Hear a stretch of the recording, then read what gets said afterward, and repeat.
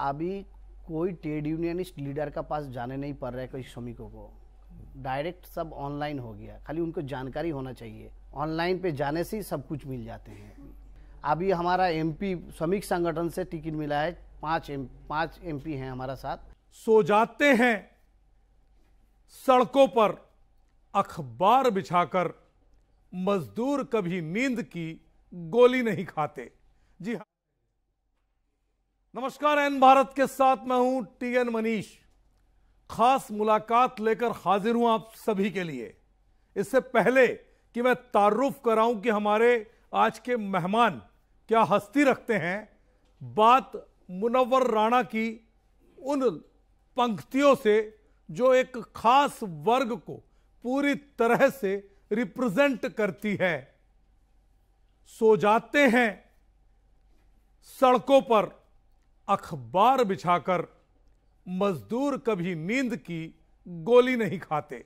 जी हां, हमारे साथ आज विशेष चर्चा के लिए मौजूद हैं भाजपा भारतीय जनता मजदूर सेल के राष्ट्रीय अध्यक्ष अर्णव चटर्जी जी। हम आपका बहुत स्वागत करते हैं एन भारत परिवार में।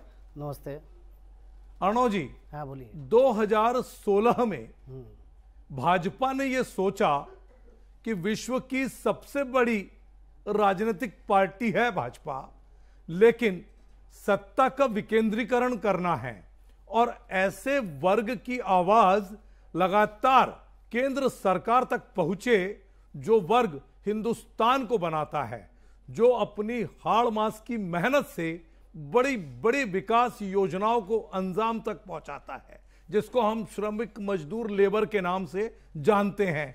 तो फिर भाजपा का पहला श्रमिक संगठन आपके इस संगठन के तौर पर आता है। अब इतने वर्षों की यात्रा में क्या कुछ आपको लगता है कि किस तरह की उपलब्धियां आपके बीजेएमसी ने अर्जित की और कैसे आप केंद्र सरकार की श्रमिक हितैषी योजनाओं के बीच में मजदूरों तक जाते हैं और उनको लाभ पहुंचाते हैं? देखिए, सबसे पहले आपको एक बात बताना चाहता हूं। 2016 साल से हम लोग काम कर रहे हैं श्रमिक संगठन में। भारतीय जनता मजदूर सेल भाजपा का जो श्रमिक संगठन है, पहले हम लोग बंगाल से स्टार्ट किए थे ये संगठन। आज भारतवर्ष में 26 स्टेट में हम लोग काम कर रहे हैं। हम लोगों का काम एक ही है कि केंद्र सरकार मोदी जी के नेतृत्व में श्रमिकों के हित में क्या क्या दे रहे हैं, कहाँ से मिलेगा, कैसे मिलेगा। मान लीजिए पंजाब में नहीं है, उड़ीसा में नहीं है, जहाँ जहाँ हमारा सरकार नहीं है वहाँ हम लोगों का देख लीजिए आप, हमारा जो श्रमिक संगठन बहुत मजबूती से चल रहे हैं। क्यों चल रहे हैं? कि श्रमिकों के हित में केंद्र सरकार दिया जो जा रहे हैं, ये सब चीज हम लोग डायरेक्ट अवेयरनेस कैंप करते हैं। वो अवेयरनेस कैंप पे एलसी अर्थात जो डायरेक्टर होते हैं, लेबर डायरेक्टर कमिश्नर, जी बिल्कुल, डायरेक्टर साहब रहते हैं, कमिश्नर साहब रहते हैं, वहाँ का उस स्टेट का कोई भी मंत्री, लेबर मिनिस्टर जो भी हो, जिसका भी सरकार हो, हम लोग उनको आमंत्रित करते हैं। वो रहते हैं, डीएम रहते हैं। तो जहाँ जॉब कार्ड हम लोग वही बना देते हैं उन लोगों को। सेंट्रल जॉब कार्ड, लेबर का जो जॉब कार्ड होते हैं वो जॉब कार्ड हम लोग बना देते हैं। जॉब कार्ड होने से क्या फ़ायदा है? मान लीजिए एक राजमिस्त्री जो मकान बनाते हैं, वो मान लीजिए मेरा कोई रिश्तेदार अगर राजमिस्त्री हो, वो कभी सोचेगा कि हमारा बेटा भी राजमिस्त्री बने? तो इसलिए मोदी जी उनके लिए एक जॉब कार्ड बनाया। राजमिस्त्री का बेटा हो चाहे बेटी, जब 5वीं क्लास में जब पढ़ेगा, पूरा खर्चा 5वीं से लेके आपका डॉक्टरी तक पूरा खर्चा उठाएगा सेंट्रल गवर्नमेंट। ये जॉब कार्ड रहने से हर एक आदमी को अच्छा सुविधा मिलते हैं। इसीलिए हम लोग ऐसा 352 जॉब कार्ड है अलग अलग तरीक़ा से। जैसे स्ट्रीट वेंडर्स के लिए अलग हो गया, मुटिया के लिए अलग हो गया, ड्राइवर लोग जो ट्रक चलाते हैं उनके लिए अलग हो गया। ये सब हम लोग अवेयरनेस कैंप करते हैं। अवेयरनेस कैंप करने के बाद दूसरे श्रमिक संगठन से जो लोग जुड़ा हुआ है वो लोग हमारे पास आ जाते हैं। हमारा श्रमिक संगठन धीरे धीरे मजबूती होते जा रहे हैं। अच्छा, कुल मिलाकर यह है कि 2016 से अब तक किस तरह से कितने राज्यों में क्या नेटवर्क हुआ, कितने तरह के मजदूरों को जोड़ा गया, और अभी आपका जो टोटल संख्या है सदस्यों का कहां तक पहुंची है? देखिए, हम लोग भारत सरकार का रेल सबसे बड़ा है, आप लोग जानते हैं। बिल्कुल।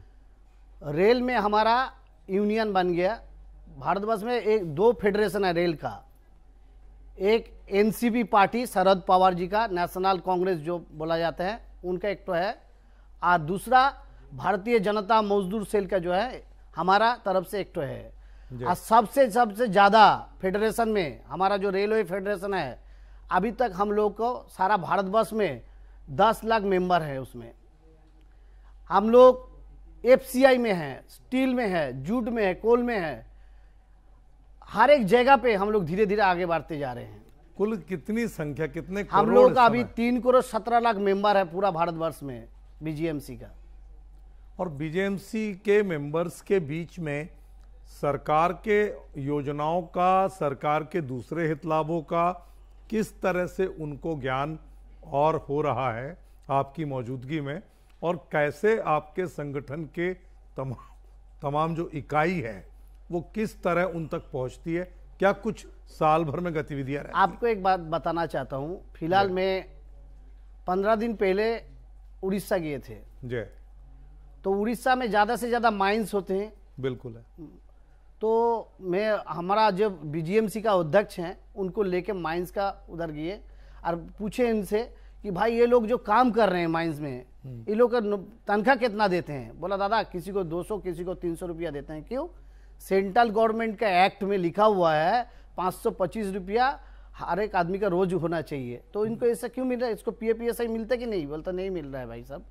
तो डायरेक्ट हम उड़ीसा में जो हमारा एलसी बैठते हैं उनको लिखित करके, हमारा जो मानस रंजन भूइया जी हैं उड़ीसा का जो अध्यक्ष हैं, हमने उनको बोला तुरंत आज ही आप लिखित करके डीएलसी को और एलसी को भेजिए, कल देखिएगा क्या हो रहा है। तुरंत 4 दिन का बाद वहाँ देखा गया पूरा जो सिस्टम आपका पीएफ और ईएसआई कमिश्नर दोनों आदमी आके वहाँ 1500 आदमी को पीएफ ईएसआई में लागू कर दिया।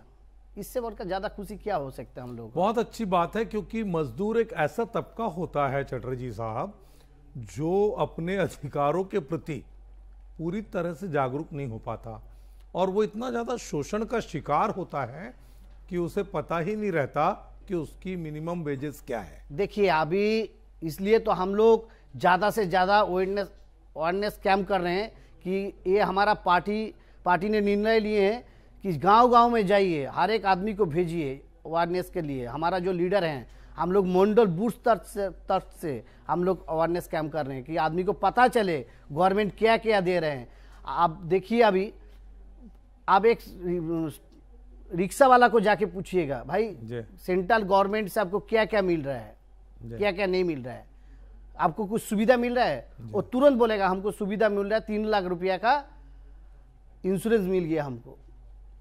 आपका यूपी में फिलहाल आज से 15 दिन पहले हम लोग एक तो अवेयरनेस कैंप किया, वो ट्रक ड्राइवर को लेके 8,500 ट्रक ड्राइवर को हम लोग इंश्योरेंस का आवता में लाए हैं। सेंट्रल गवर्नमेंट का 12 रुपया देने से हम लोग इंश्योरेंस 2.5 लाख रुपया का इंश्योरेंस मिलता है उनको।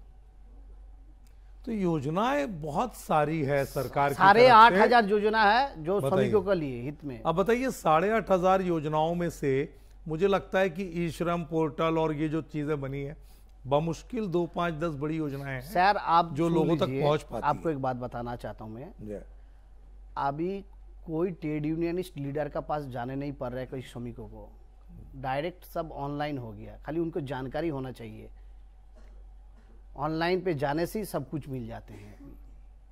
बहुत बड़ी बात है कि 8,500 योजनाएं सरकार चला रही है, और आप ब्रिज का काम कर रहे हैं, आप एक सेतु, एक पुल का काम कर रहे हैं, क्योंकि आप केंद्र की श्रमिक हितैषी योजनाओं को श्रमिकों तक पहुंचा रहे हैं।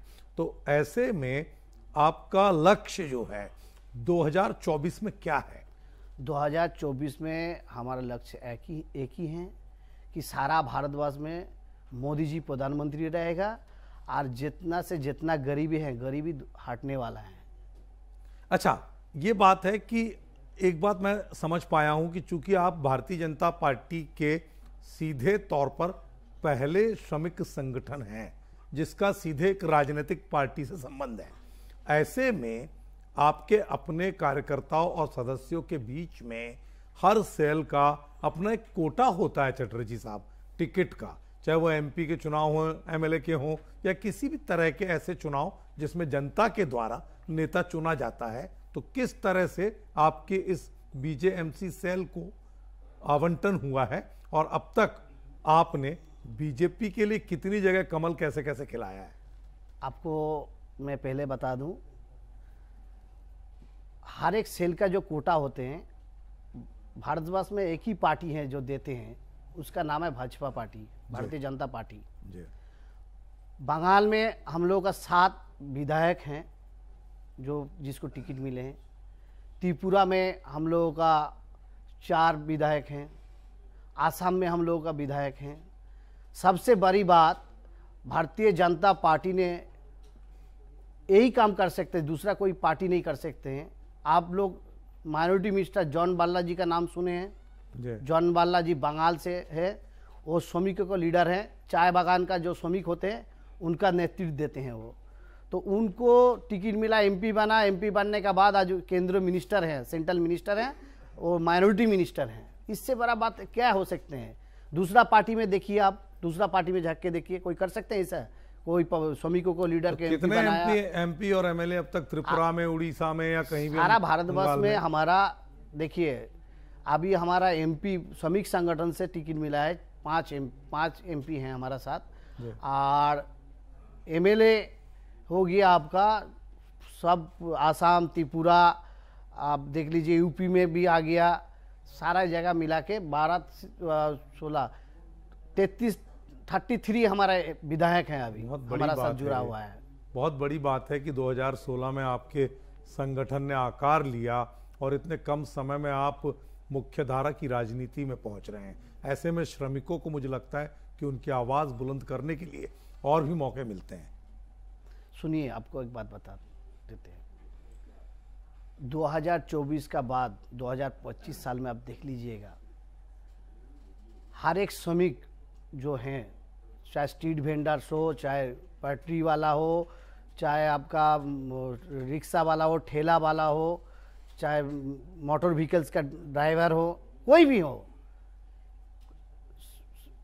मोदी जी का खिलाफ इनका कोई बात नहीं चलेगा। क्योंकि जो जो इनको मिले हैं, विपक्ष पार्टी बोल नहीं सकते हैं कभी। विपक्ष पार्टी का बोलने का जायगा भी नहीं रहेगा।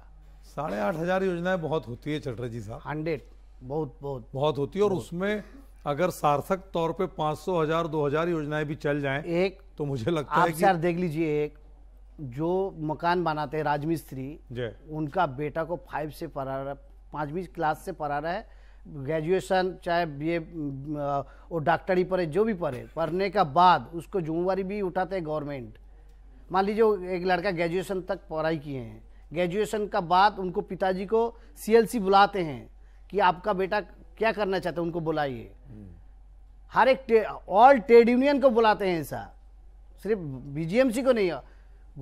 मोदी जी का सरकार ने ऐसा तय किया, आप यूपी 1 पे चला जाइए, यूपी 2 पे चला जाइए, कांग्रेस वाला जब था कभी सीएलसी ऑल ट्रेड यूनियन का मीटिंग नहीं डाकते थे।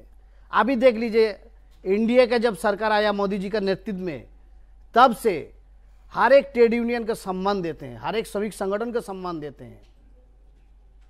अभी जो है 2024 हम लोग आम चुनाव के साल में हैं, इस बार का कोटा जो है बीजेएमसी का, किस तरह आप लोगों ने डिमांड की है या पार्टी क्या कुछ हम लोगों का कुछ डिमांड नहीं है पार्टी की तरफ से।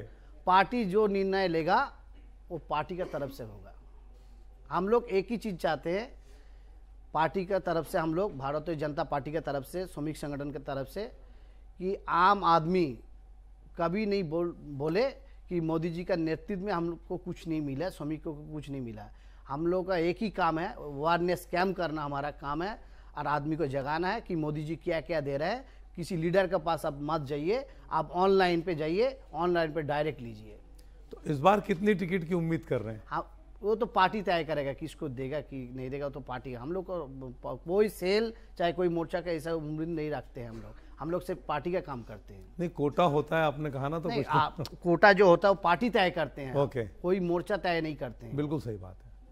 और आप हमारे एन भारत के माध्यम से देश के मजदूरों को क्या संदेश देना चाहते हैं? एम भारत का माध्यम से देश का मजदूर जो है, जितना भी श्रमिक है, सबको यही बोलना चाहता हूँ, भाई साहब कोई श्रमिक लीडर को पास कुछ विनती लेके आप मत जाइए गवर्नमेंट से ये मिलेगा वो मिलेगा। आप डायरेक्ट ऑनलाइन पे जाइए, सर जो होते हैं उनका पास जाइए और मेल आईडी लीजिए और डायरेक्ट ऑनलाइन पे जाके अपना फॉर्म भरिए, आपका अकाउंट भरिए, खुद ना खुद आपको सब मिल जाएगा। तो ये थे हमारे साथ बीजेएमसी भारतीय जनता मजदूर सेल के राष्ट्रीय अध्यक्ष अर्णव चटर्जी। आपने बताया कि किस तरह से राजनीतिक मुख्यधारा और उससे दूर रहकर या उसके साथ रहकर, दोनों ही तरीके से भारतीय जनता पार्टी का ये पहला श्रमिक संगठन कैसे 8,500 केंद्रीय योजनाओं को मजदूरों तक पहुंचाने के लिए संकल्पित है। आपका हमारे साथ जुड़ने, तमाम बातचीत साझा करने के लिए बहुत बहुत धन्यवाद। एन भारत पर खबरों का सिलसिला जारी है, आप देखते रहिएगा। इस खास मुलाकात में इतना ही। नमस्कार।